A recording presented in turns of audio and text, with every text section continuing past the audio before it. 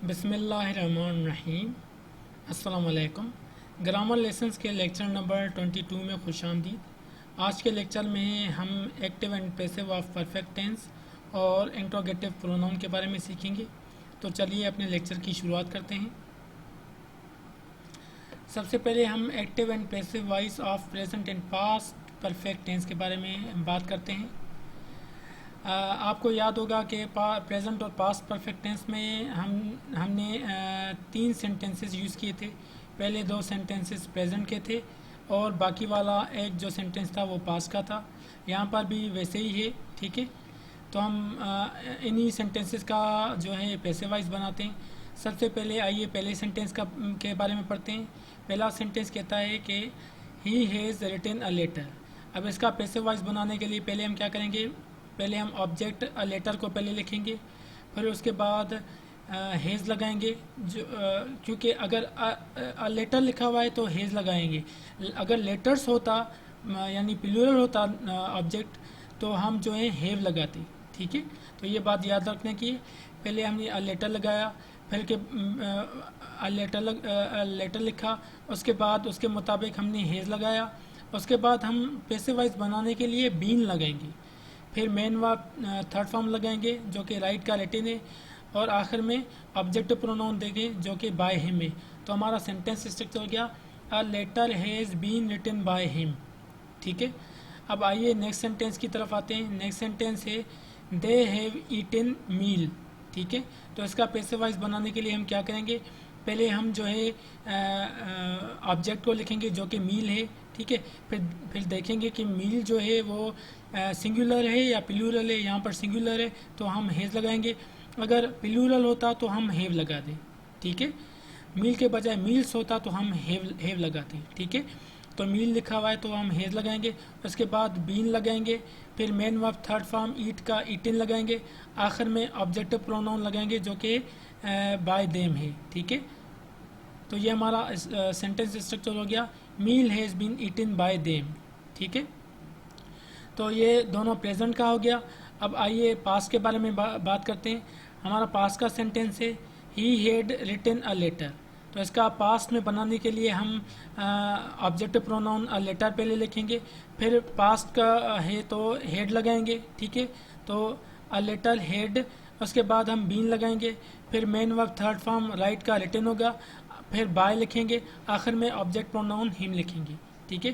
तो हमारा sentence structure हो गया a letter had been written by him, ठीक है। तो चलिए अब इनके रूल्स की तरफ चलते हैं।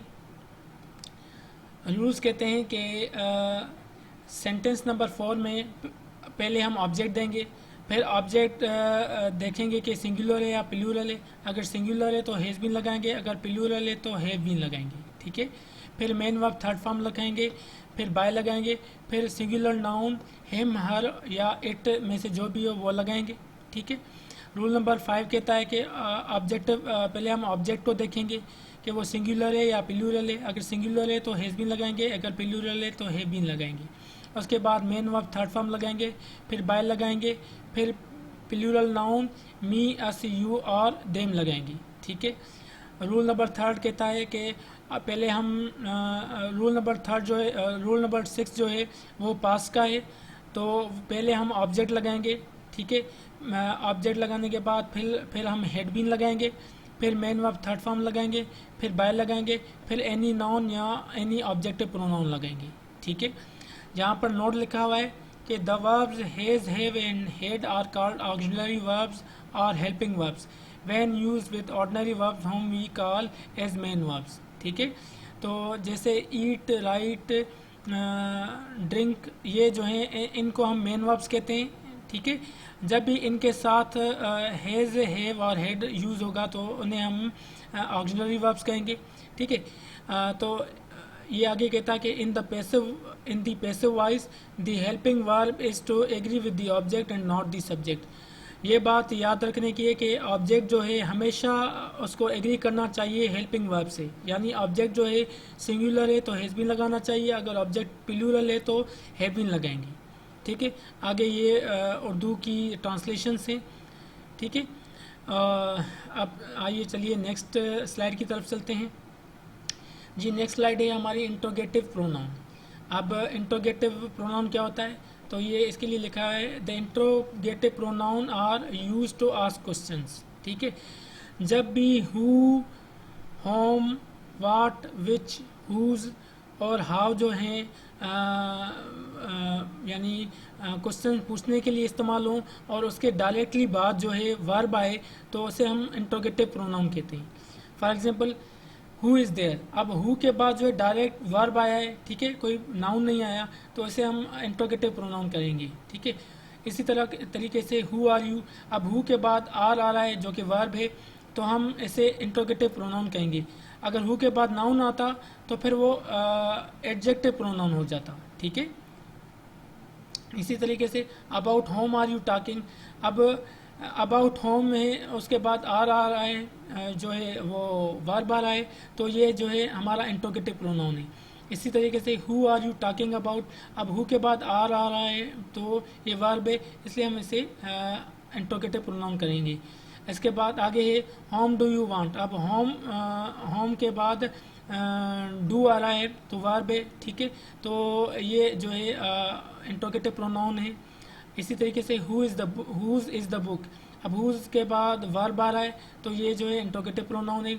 Which do you prefer tea और कॉफ़ी, अब विच के बाद डू आ रहा है तो वर्ब है तो ये आपको ये इंट्रोगेटिव प्रोनाउन है। यानी इंट्रोगेटिव प्रोनाउन यूज़ होता है टू आस्क क्वेश्चंस, यानी सवाल पूछने के लिए। ठीक है, और इसकी निशानी ये है कि who, which, whom, whose, how और वाट के बाद जब भी वर्ब यूज़ हो तो वो इंट्रोगेटिव प्रोनाउन होता है। आगे पॉइंट कह रहा है कि the difference between interrogative pronoun and interrogative adjective is that interrogative pronoun does not use noun after it while interrogative adjective uses noun after it such as follows. ठीक है, ये कह रहा है कि इंट्रोगेटिव प्रोनाउन के बाद जो है वो नाउन नहीं आता। ठीक है, जबकि इंट्रोगेटिव एडजेक्टिव के बाद नाउन आता है, तो यही फर्क है इंट्रोगेटिव प्रोनाउन और इंट्रोगेटिव एडजेक्टिव में। For example what are you reading these days, अब वाट के बाद कोई भी नाउन नहीं आया इसलिए ये इंट्रोगेटिव प्रोनाउन है।